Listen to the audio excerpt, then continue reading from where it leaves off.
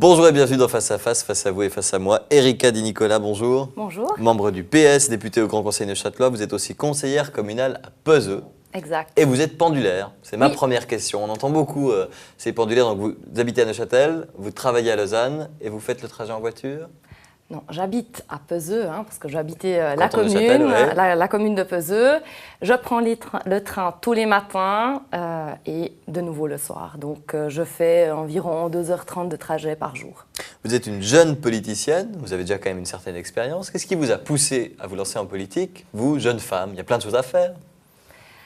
Alors c'est de la curiosité en fait qui m'a poussée à faire de la politique et les amis aussi. J'avais une amie qui étudiait sciences politiques à l'université et qui a intégré le Parti socialiste à Peseux et qui m'a dit « Ah mais viens, ça pourrait t'intéresser, viens voir ». Et effectivement, vu que je suis une grande curieuse, je suis allée voir et ça m'a plu. Ça m'a plu, il y avait des sièges vacants, donc je suis rentrée par la petite porte. Et 2 ans après mon entrée au conseil général, il y a eu les élections en fait, pour le conseil communal, donc l'exécutif du village. Et le Parti socialiste cherchait en fait des personnes à mettre en liste,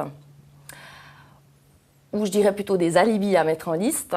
Et c'est là qu'on me propose, ah ben mets-toi en liste, de toute façon, tu risques pas d'être... Vous étiez l'alibi de quoi? Jeune, femme?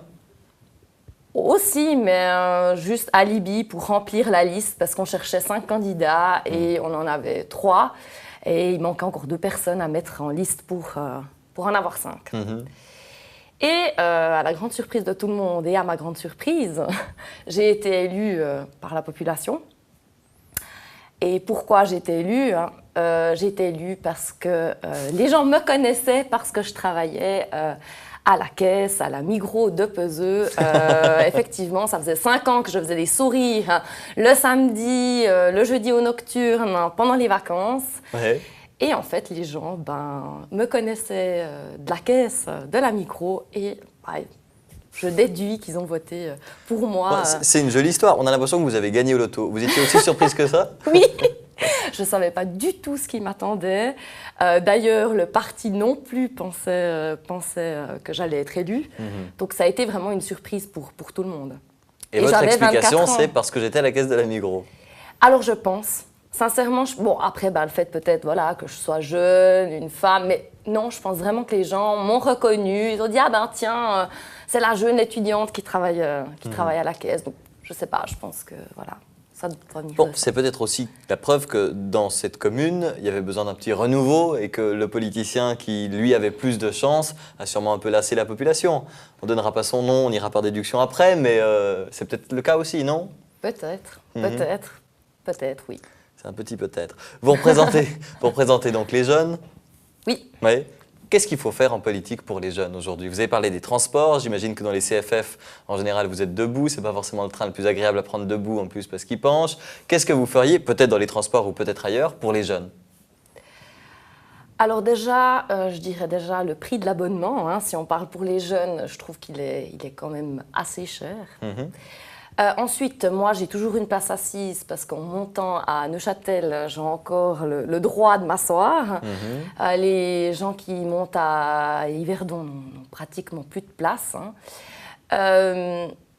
Effectivement, je pense que là, on doit passer au train à deux étages, augmenter les fréquences, si on y arrive, parce que bon, techniquement, c'est pas si simple que ça. Mais en tout cas, c'est quand même... moi, j'ai plaisir à prendre le train parce que ça me permet de rencontrer du monde le matin. Ça donne un dynamisme aussi à sa journée.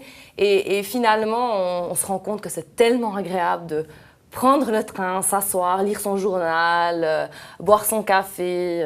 C'est beaucoup plus agréable qu'être seul à son volant. Et puis... Bon, c'est sûr que dans le train des pendulaires, on n'est jamais seul. Alors ça au moins, c'est sûr, effectivement. Ouais, il y a d'autres thèmes sur lesquels vous voyez quelque chose à faire au niveau politique pour votre génération? Donc, bon, je pense l'offre culturelle, tout ce qui est animation. Enfin, dans le canton de Neuchâtel, je pense que des fois, il manque un attrait pour certaines personnes, certains jeunes. bah voilà, c'est un petit canton qui offre quand même énormément de choses. Je pense que si... c'est vrai qu'il y a une belle offre théâtrale à Neuchâtel, mais il y a une pendularité quand même des jeunes. Il y a beaucoup de jeunes Neuchâtelois qui sortent dans les boîtes de nuit lausannoises. On entend beaucoup d'accents neuchâtelois dans les boîtes de nuit lausannoises. Et ça peut être un problème. Tant au niveau de la sécurité, parce que tous ne prennent pas le train, mais aussi sur le point de l'attrait de la ville. Parce que du coup, le rêve d'un jeune Neuchâtelois, c'est d'aller à Lausanne et peut-être même de vivre à Lausanne. Qu'est-ce qu'il faudrait faire à Neuchâtel alors pour ça? Effectivement, je pense que le monde de la nuit est à développer, clairement. Enfin, moi aussi, à mes 18 ans, je prenais la voiture avec mes amis pour aller au MAD, au D, etc. Maintenant, j'ai une offre qui m'intéresse davantage par rapport à mon âge. Devenez vieille.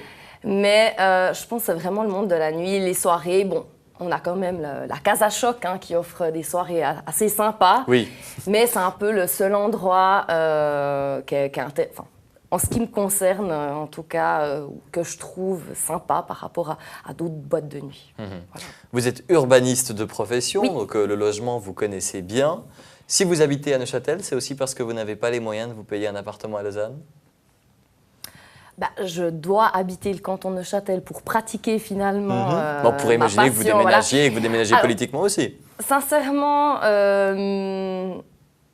non, mes raisons à moi, c'est mes amitiés. Sont pas financières. Non, elles sont pas financières. C'est mes amitiés, ma famille, qui fait que j'ai envie de rester, pour l'instant en tout cas, dans le canton de Neuchâtel, même si la ville de Lausanne me plaît énormément. Et pourquoi pas un jour peut-être déménager, effectivement. Mais c'est pas l'aspect en fait financier qui fait que je reste encore à Neuchâtel. En fait. Pour vous, mais c'est quand même un argument pour beaucoup de jeunes, le fait d'habiter en zone périurbaine. Neuchâtel n'est pas une zone périurbaine, mais ça peut parfois être la banlieue de Lausanne si on travaille à Lausanne.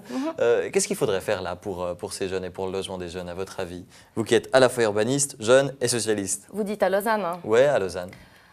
C'est clair, je pense développer en fait des maisons d'étudiants ou avec des chambres ou des petits logements à loyer abordable et aussi c'est clair que maintenant les jeunes s'arrangent dans des colocations.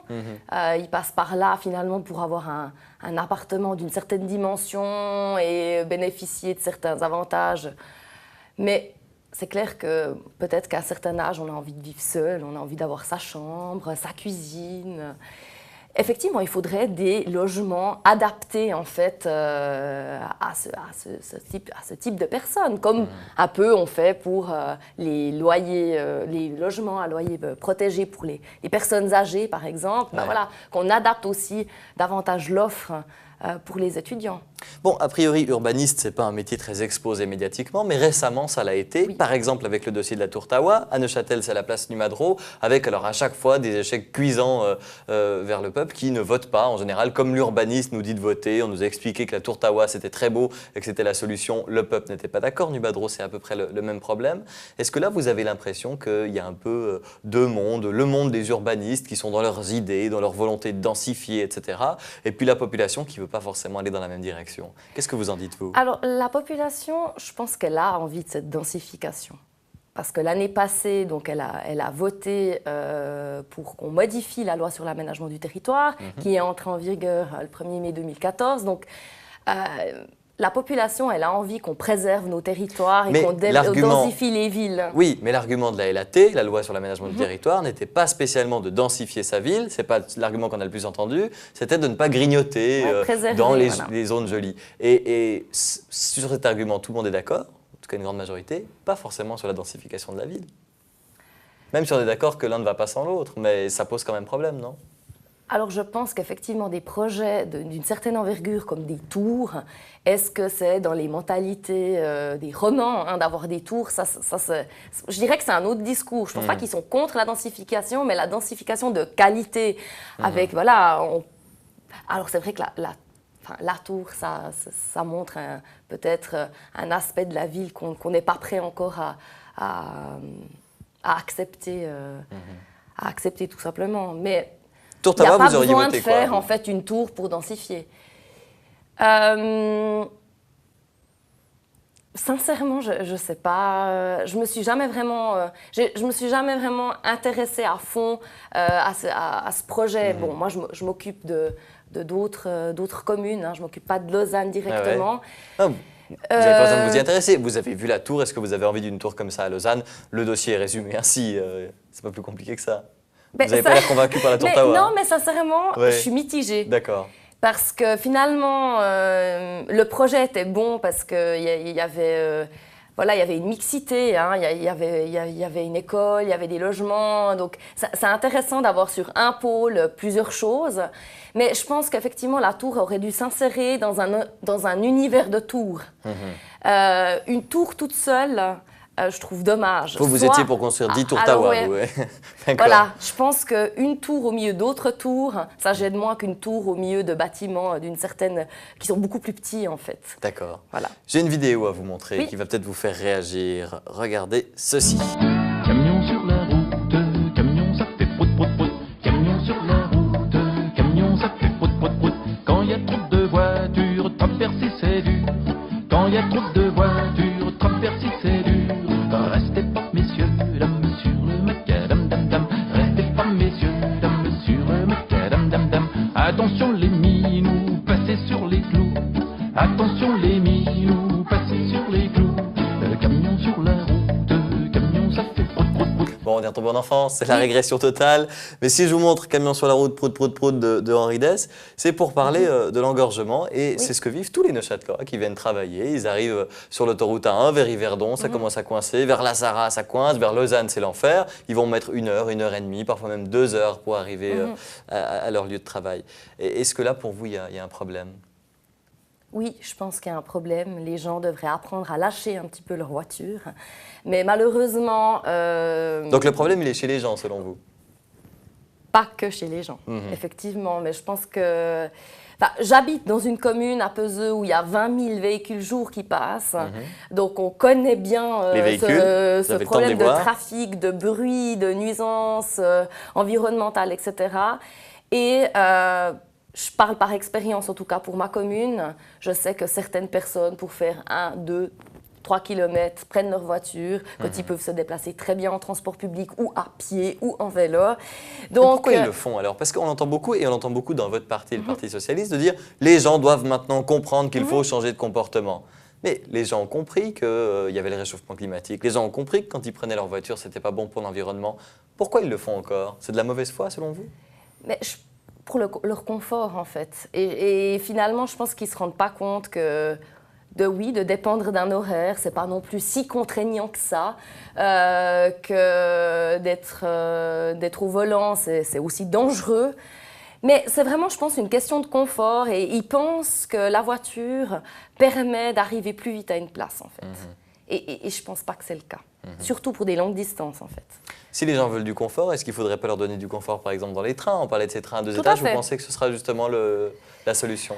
Bon, voilà, peut-être aussi, prix, confort, place. Je pense qu'il y a plusieurs choses à prendre en compte pour finalement convaincre les gens de passer à la voiture, au transport public. Bon, après, il y a certaines personnes qui n'ont pas le choix, qui doivent se déplacer en voiture. Et ça, je pense qu'on peut le comprendre. Et puis, qu'effectivement, ça doit être ennuyant pour ces personnes-là de se retrouver dans des bouchons quand il y a plein de personnes qui pourraient prendre les transports et ne pas finalement surcharger les routes. Bon, il faudra les aider maintenant à comprendre, il faudra peut-être leur montrer. Le Parti Socialiste, une partie du Parti Socialiste est favorable au péage urbain. Alors là, c'est directement attaquer le porte-monnaie, c'est-à-dire que si on veut rentrer dans le vrai centre de la ville, il faut sortir de l'argent systématiquement. Est-ce que vous pensez que ça, par exemple, c'est une bonne solution pour changer le comportement des utilisateurs de voitures?